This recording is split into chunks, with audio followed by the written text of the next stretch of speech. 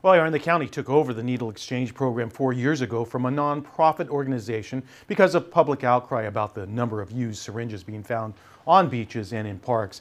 Now, the problem is trying to find a way to manage it and still provide health services for those addicted.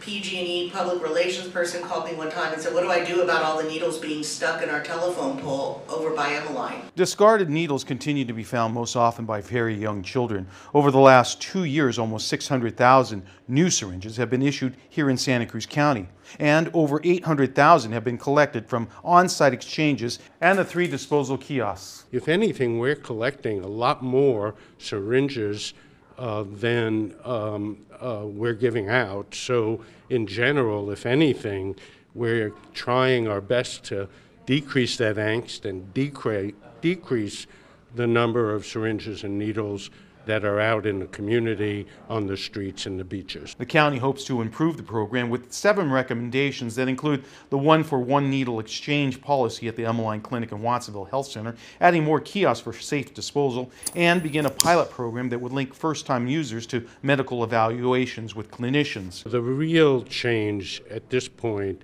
is that we are going to go one-to-one in the syringe exchange program itself. But those that do not have syringes, we're going to refer to a clinician to talk with them and give them syringes as needed. While some support the addition of more kiosk disposal containers, others want to make sure users are disposing of them properly. Put one in my neighborhood. Put one in the mid-county. I will decorate it with rainbows and flowers.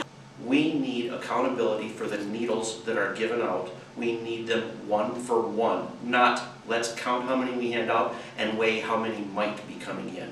Clearly, concerns remain. Santa Cruz County distributes more needles than Santa Clara County, despite having a significantly smaller population. They have a population of around 1.7 million and we're at 262,000 as a county.